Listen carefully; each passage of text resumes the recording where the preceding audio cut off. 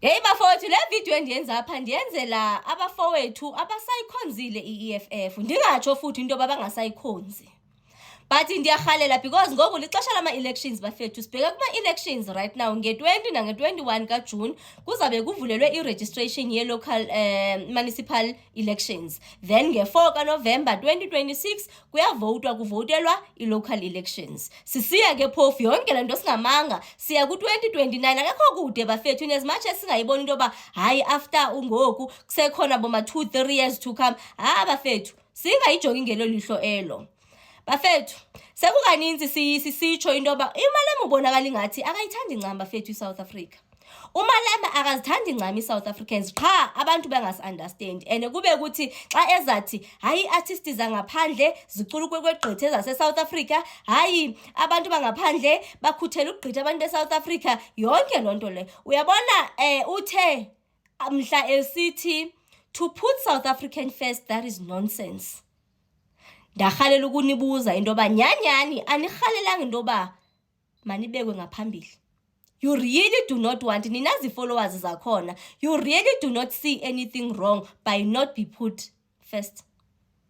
Xa ningazubekwa ngaphambili ezweni lenu, kuphi apho nizabekwa ngaphambili khona? Siyayazi usoloko ilwela into nokwenza nama-borders uba mawavulwa ama-border nani yonke loo nto leyo, but sibhizi sithulile sijongile nangoku sisandukuva into yoba ba-intercepthe iziyobisi ezi-very close to 1 billion bomele bazingene phi eBeitbridge, which is ibhoda elisuka eZimbabwe elingene eSouth Africa. Njobe efuna yini into yoba makuvulwa ama-borders wethu nje kube kwavula zibhuqu. Hayi ke utshile wazisondeza oomakhelwane abo uba iLimpopo isondele koZimbabwe, i-Free State isondelene neLesotho, zonke nje wazisondeza nje ezikubona i-North West isondele noBotswana, yonke loo nto le, which is andali zi-neighboring countries zethu ezakazibalayo ne bafethu. Ndirhalela ukwazi nyanyanyanyani ke ngoku iyeke xa ulapha ebantwini ufuna unxibe eso skipa sakho nawe ngebhongo esibomvu, yonke loo nto leyo abantu okhula nabo benyise emzabalazweni nabo, yonke le nto ukubona khakhe nje ube wedwa. And xa uyimamele le video noma ungayimamela ngebhadi uyimamele uhleli nabanye abantu, khakhe nje uyimamele nje uhleli wedwa uba nyanyanyanyani you don't want to be put first na. Okay, masithi wena unandaba nokuba ubekwe ngaphambili, khawucingela inzala yakho, cingela izizukulwana zakho. Bafethu, what is the future of iSouth Africa uba nyanyani singayeka izinto kube kwavula zibhuqe, siyeke izinto ngendlela okungakhona? Sizawulala bafethu thina, sizawuhamba. As young as I probably look to some of you, hayi bafethu iminyaka iyile yona, sizawulala sishiya abantwana bethu ngemva. Sizabashiya kweliphi ilizwe? Kweli bona self abazajike babe ngama-foreigners? Leliphi elilizwe okumele into babona bazingomba isifuba babe nebhongo ngalo? Because eli lizwe lawube lichabalele bafethu. Oyini ndiyanicela, khaniziphe nje ithuba nje ukuzixelela into yoba ngelanga nje li-1 ne uza kuyeka ukumamelana nee-videos zababanye ofezi nobani ngakusiyeka nje ukusimamela thina. Khawuke uhambe uyobukela ii-videos zikaMalema xa ethetha, especially apho ezawuthetha khona enze i-reference okanye enze i-comparison between i-South Africans nabantu bokufika. Ube wena ungum-South African, andithethi ke phofu ngabantu mna abangazazi ncam uba bazintoni bona self, okanye abantu abangazimvelaphi yabo ncam, okanye abantu kwabona nje abazazi into bangenzeka igazi labo lelangaphandle. Andithethi nabo bantu abo bazanyanzelekile bamthanda uMalema because it's in their best interest. Ndithetha ngabantu ingcambu zabo okuzeza se-South Africa abazaziyo futhi into yoba abanamva abanamaphambili. Alikho elinye ilizwe bona abajonga into yoba kwakushuba eSouth Africa bayobalekela kulo. Bazikho bakhona abanye abantu abazaziyo nje bona into yoba hayi mna ukhokho vele kuke kuthethe into yoba nguwangapha ya. At least when uyazi ba kukhona apho ungaphinda ubalekele khona. Uzawuya nini xa ufike noku ufike unodaba ukwelacala unobani kwela. So uba ngabe uyazazi into yoba wena inkaba yakho, inkaba yokhokho bakho yeyase South Africa, ube still uzathi xa ufuna ukuvotela into ezifana nezi.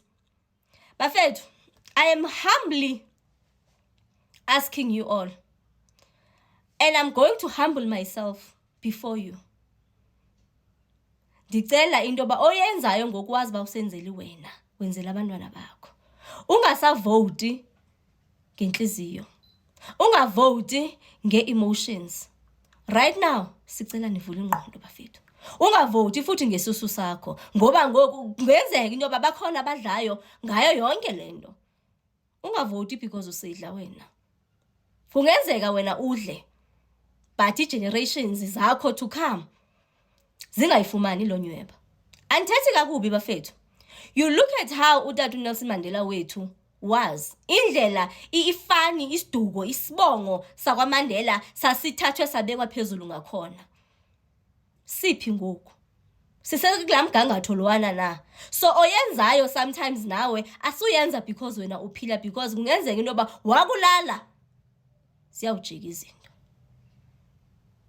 Yanithanda South Africans. Siyadingana South Africans.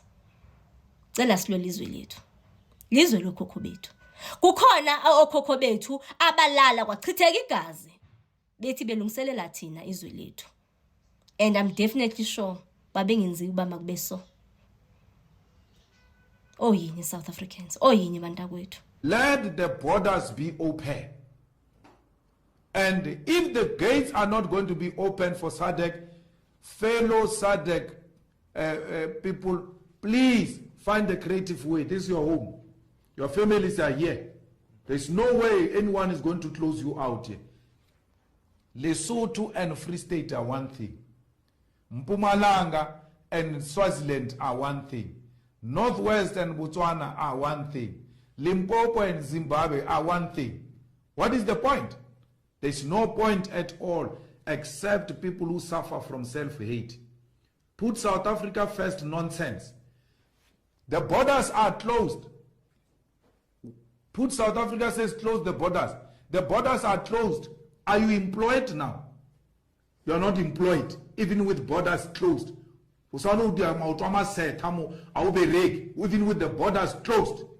To show that the problem of unemployment will never be resolved by closing of borders on our own people, who majority of them do the work that you South Africans don't want to do. So you are fooling yourself. Leave Africans to interact freely and move freely in this continent of theirs. They must stop shouting at us. They must go and fight for their battle in Zimbabwe and win. If they've got ground and they are formed on the basis of solid ground in Zim, why are they speaking in Santen and not Mashonaland or Matabeleland? There's nothing Santen in Zimbabwe. There's everything about the Zimbabweans. Let them go back and go and fight them. Even when the ANC was underground in exile, we had our internal underground forces fighting for freedom. And we have never spoken from exile.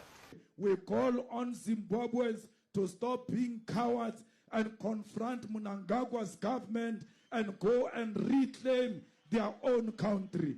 They cannot continue to stay in South Africa as if they are enjoying life here.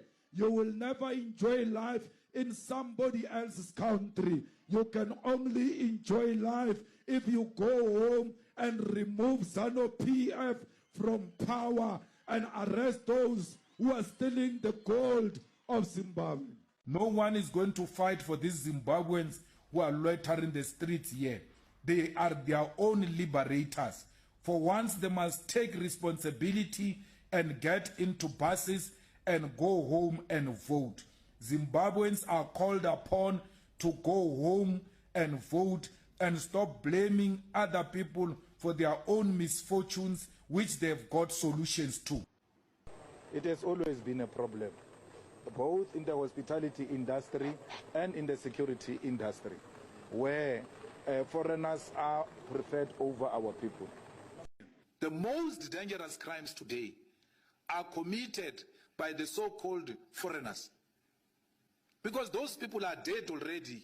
I mean, you cross a river with crocodiles, and then you come to another country, you are still alive.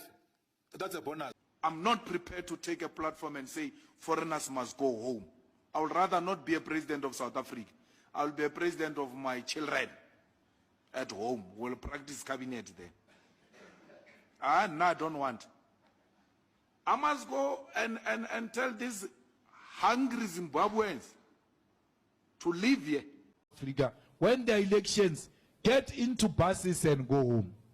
Bafethu kuze kurarama nezinja and mina ndakhula kusithiwa i-strong ngenye indlela emangalisayo i-instinct yenja.